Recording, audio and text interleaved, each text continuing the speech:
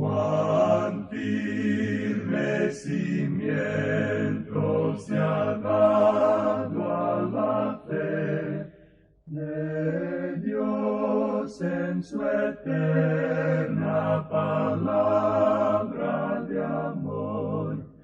Con el propósito de compartir con usted las inmutables verdades de la palabra de Dios, presentamos A través de la Biblia, un estudio detallado y sistemático de toda la Biblia que le ayudará a conocer lo que Dios ha revelado para nuestro provecho espiritual.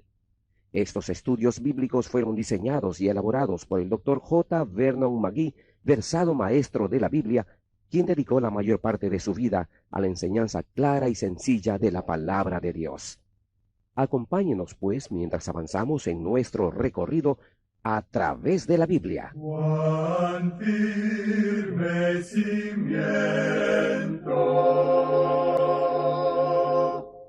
la palabra de Dios.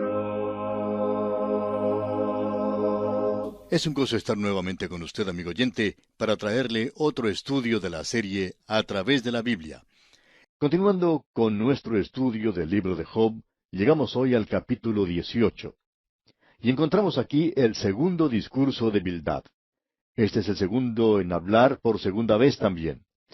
Usted puede apreciar que aquí estamos conservando la reputación que él da a lo que Job ha dicho. Hasta ahora, nada nuevo ha sido añadido a lo que hemos escuchado. En primer lugar, escuchamos a Elifaz, y él no dijo absolutamente nada nuevo. Él volvió a decir lo que había dicho antes. Y ahora tenemos a Bildad. Tenemos aquí a este hombre repitiendo una vez más una serie de epigramas y trivialidades piadosas y además proverbios orientales. Sin embargo, algunas de las cosas que él dice son buenas, aunque no se aplican directamente al caso de Job. Lo que él hace es decir algunas cosas que, bueno, suenan hermoso al oído. Leamos pues el versículo 2 de este capítulo 18 de Job. ¿Cuándo pondréis fin a las palabras? Entended y después hablemos. Él está diciendo, ¿por qué no te callas la boca y comienzas a escuchar, Job? Él dice, si tú comienzas a hacer eso y empiezas a escuchar, entonces podemos hablar. Por supuesto que sus amigos han estado hablando bastante también durante todo este tiempo.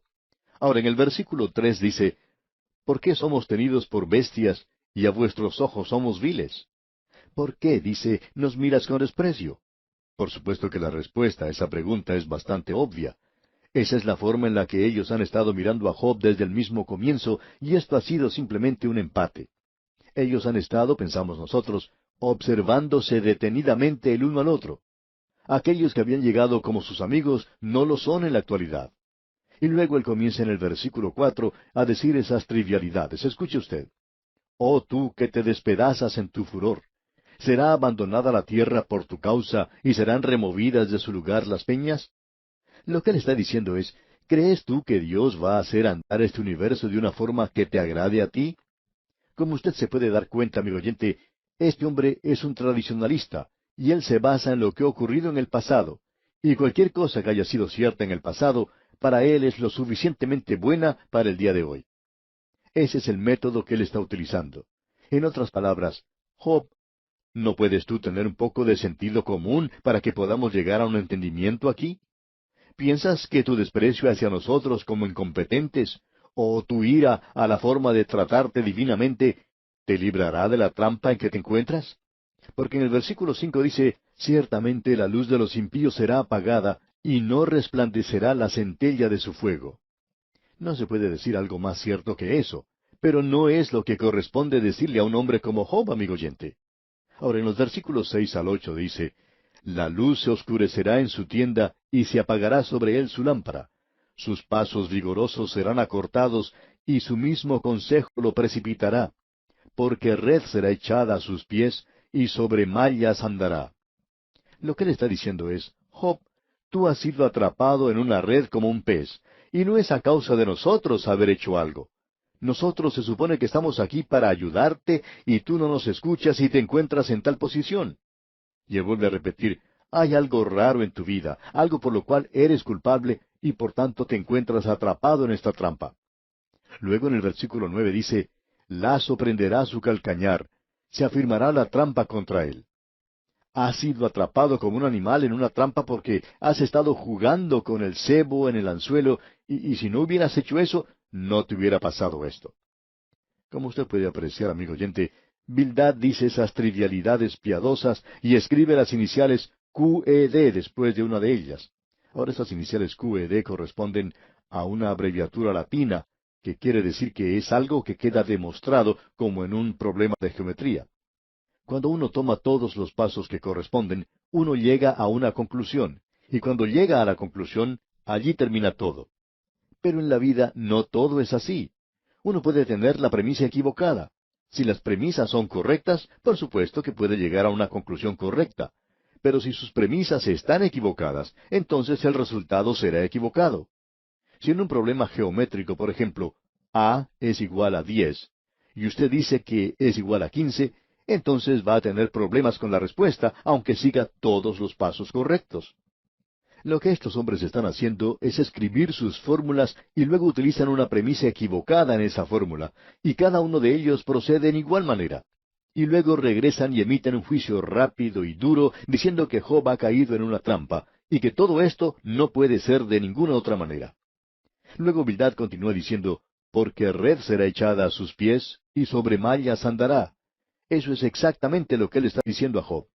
Luego él continúa diciéndole que la enfermedad roerá su piel, y que no tendrá nombre por las calles, y que no tendrá hijos ni nietos en su pueblo, y que por su desolación se espantarán las futuras generaciones.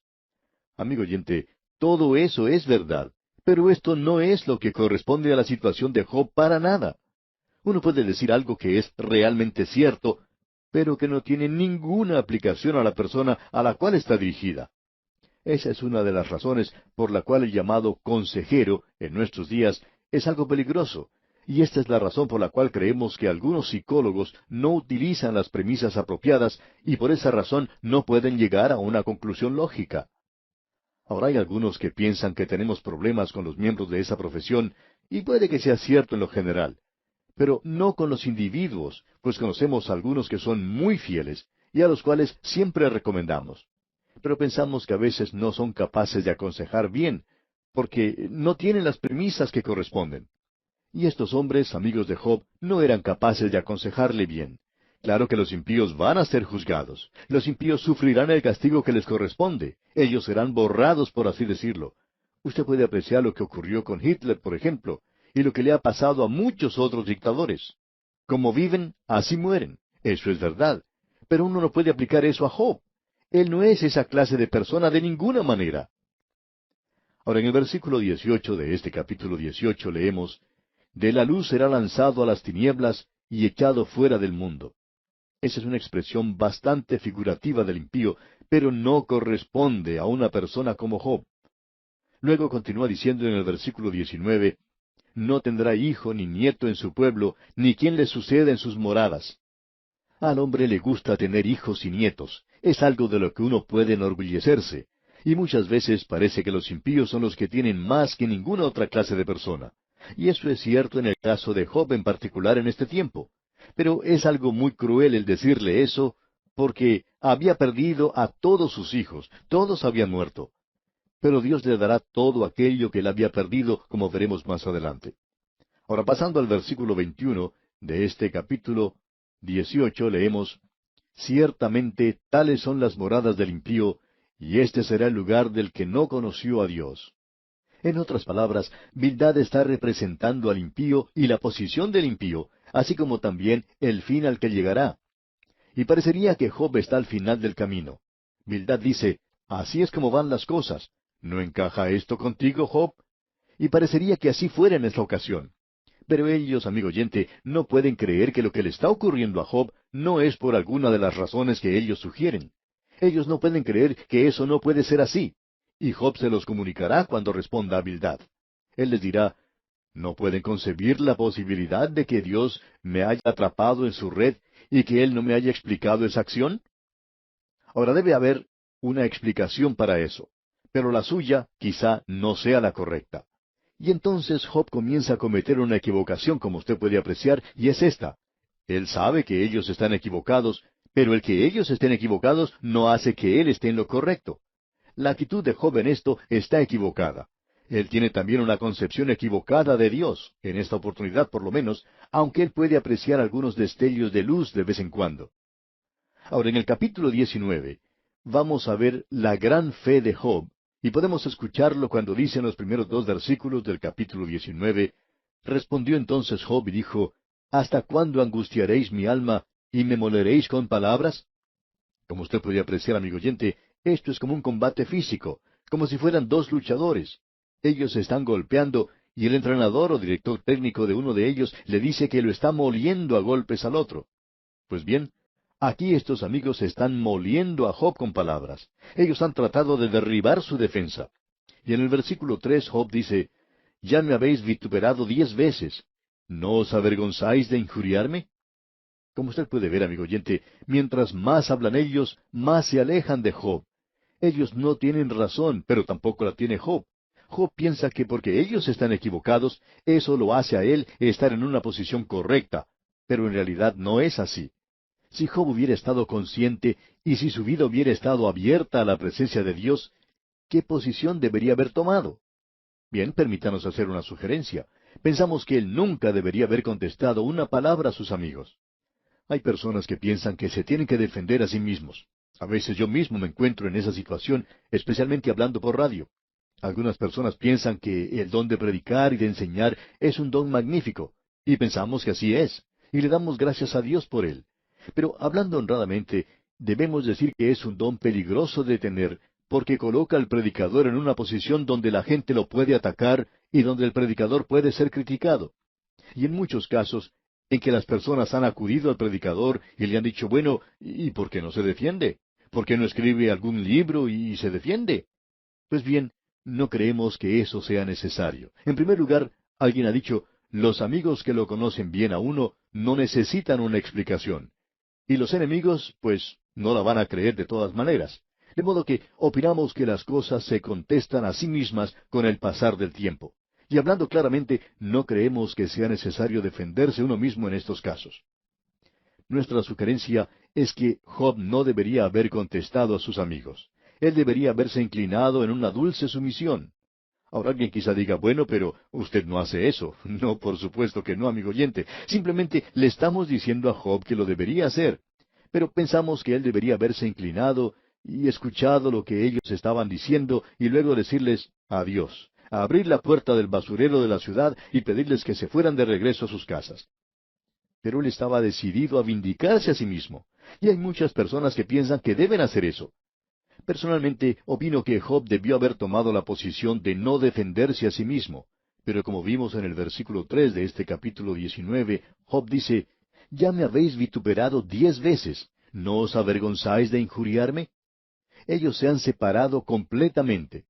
Ahora, si Job hubiera quedado en silencio, no tendría que haber escuchado 10 discursos de parte de ellos. Él no aprecia eso, aparentemente, pero aún mantiene una gran fe en Dios. Y usted lo puede notar al seguir con la lectura en el versículo 4 de este capítulo 19, donde él dice, aun siendo verdad que yo haya errado, sobre mí recaería mi error. En otras palabras, Job está diciendo, nadie sabe lo que pasa porque ninguno de ustedes pueden indicar lo que es, y yo no lo sé. Y en realidad él no lo sabía. Alguien ha dicho que el Señor no nos hizo perfectos, sino que nos hizo ciegos hacia nuestros errores. Bueno, no creemos que el Señor haya hecho eso, pero es una declaración correcta. Nosotros no somos perfectos, sino que la mayoría de nosotros somos ciegos en lo que concierne a nuestras propias faltas. Así es que este hombre Job es ciego hacia muchas de sus faltas. Notemos ahora los versículos 5 y 6 de este capítulo 19. Pero si vosotros os engrandecéis contra mí, y contra mí alegáis mi oprobio, sabed ahora que Dios me ha derribado y me ha envuelto en su red. Lo que Job está diciendo aquí a sus amigos es esto. Dios ha hecho esto y no me ha dado ninguna explicación. Puede ser que haya una razón por la cual Él no me lo haya explicado. Pero ellos están determinados en hacer ver que la explicación que ellos están dando es la correcta. Él está prácticamente clamando ante sus amigos. Y en los versículos 8 al 11 de este capítulo 19, él dice, cercó de vallado mi camino y no pasaré, y sobre mis veredas puso tinieblas. Me ha despojado de mi gloria y quitado la corona de mi cabeza. Me arruinó por todos lados y perezco, y ha hecho pasar mi esperanza como árbol arrancado. hizo arder contra mí su furor, y me contó para sí entre sus enemigos. Job sigue diciendo, Dios me está maltratando, eso es verdad, y debe haber una explicación para eso. Y es una explicación diferente a la de ustedes, porque yo sé que Dios está permitiendo que esto me ocurra por una razón específica, pero no sé cuál es esa razón. Y luego continúa hablando de la misma forma, y en los versículos 23 y 24 de este capítulo 19 dice, ¿quién diese ahora que mis palabras fuesen escritas? ¿Quién diese que se escribiesen en un libro que con cincel de hierro y con plomo fuesen esculpidas en piedra para siempre? Job está diciendo aquí, me gustaría que mi vida fuera escrita en un libro, y más aún, me gustaría que lo hiciera mi peor enemigo. Luego me lo colgaría al cuello como una corbata, y se lo mostraría a todo el mundo, diciendo, miren, esto es lo que mi peor enemigo dice de mí, y aún él debe alabarme. ¿Quisiera usted, amigo oyente, que su peor enemigo escribiera su biografía? Yo no estoy seguro de querer que mi mejor amigo la escribiera. Francamente, yo quiero salir bien en los libros de Dios. Creo que va a ser mucho más correcto. Y también creo que allí se mencionará las peores cosas, pero será la descripción justa de mi vida, y eso es lo importante. Job expresa ahora su gran fe. Estos amigos han tratado de derrotarlo, y esa es la intención de Satanás cuando él lleva a un hombre al lugar donde ya no es humilde ante Dios y trata de vindicarse a sí mismo. Pero al mismo tiempo el diablo quería derrotar a Job hasta donde estuviera defendiéndose y hasta hundirlo en lo más profundo del abismo. Pero podemos decir que Job no ha llegado al fondo todavía y estos amigos suyos no han podido quebrantarlo. Job tiene una fe real, viviente en Dios. Y aquí entre nosotros tenemos una de las grandes declaraciones de la Biblia. Y no es simplemente porque la frase es algo tremendo, sino que es grande porque el hombre que la pronunció es un hombre enfermo que está listo a expirar. Él ha perdido todo lo que tenía. Él está bajo la disciplina del Dios Todopoderoso y él siente, por así decir, la soga alrededor de su cuello. Y aún así, él dice en los versículos 25 y 26 de este capítulo 19, yo sé que mi Redentor vive, y al fin se levantará sobre el polvo. Y después de deshecha esta mi piel, en mi carne he de ver a Dios. Pues bien, amigo oyente, no nos diga usted que va a ir allá al principio del libro y tomar las palabras que Job pronunció entonces, cuando él se encontraba sorprendido en gran manera por todos estos problemas que se habían acumulado contra él y quería morir, y hablaba acerca de la muerte como si ella fuera a librarlo de todos sus problemas. Él no está hablando aquí de que el alma duerme. Yo pienso que eso es algo muy obvio. Él dice, en mi carne he de ver a Dios. Él no va a estar dormido, amigo oyente. Aun cuando los gusanos destruyan este cuerpo, Él va a ver a Dios. Este cuerpo, por supuesto, amigo oyente, no va a dormir simplemente, sino que va a regresar a la tierra. Los muertos en Cristo duermen, es decir, su cuerpo duerme, pero ellos en espíritu se reunirán con Cristo y eso es algo maravilloso. Luego Job está clamando ante sus amigos, después de haber dicho en los versículos anteriores esa gran declaración, y entonces en los versículos 28 y 29 de este capítulo 19 dice, mas debierais decir, ¿por qué le perseguimos? Ya que la raíz del asunto se halla en mí. Temed vosotros delante de la espada, porque sobreviene el furor de la espada a causa de las injusticias, para que sepáis que hay un juicio. Job está diciendo a estos hombres, ¿no saben ustedes que Dios los va a castigar por decir lo que me están diciendo a mí? Ahora el último de sus amigos va a hablar a Job en esta vuelta. Esta es la segunda vuelta, y al final de esta segunda vuelta, el tercer hombre que habla es Sofar. Luego tendremos más adelante la tercera vuelta, y será una vuelta bastante breve, diremos de paso. Este hombre Sofar ni siquiera va a llegar a la tercera vuelta. Habrá finalizado antes que él llegue nuevamente, porque pensamos que no podemos decir que Job ha ganado y tampoco podemos decir que ha perdido. Tampoco podemos decir que los amigos de Job perdieron o ganaron. Fue simplemente un empate. Leamos pues los primeros 2 versículos del capítulo 20 de Job. Respondió Sofar Naamatita y dijo, por cierto mis pensamientos me hacen responder y por tanto me apresuro. Ahora Sofar es un legalista. Dios obra según la ley y el orden, y eso es verdad hasta cierto punto. Pero el trono de ley y orden en el juicio es hoy un trono de gracia, y Sofar no sabía nada acerca de eso. Y cuando usted no sabe nada acerca del trono de gracia, usted no sabe nada acerca de la gracia. Por tanto, este hombre Sofar dice en el versículo 3, la reprensión de mi censura he oído, y me hace responder el espíritu de mi inteligencia. En otras palabras, este hombre Sofar está diciendo, y pensamos que él era el más anciano de todos, Él está diciendo, yo sé de lo que estoy hablando, soy muy competente para hablar sobre este tema. Y bien, amigo oyente, hemos llegado al final por el día de hoy. Retornaremos, Dios mediante, en nuestro próximo programa para seguir considerando la descripción que Sofar hace de las calamidades por las que Job está atravesando.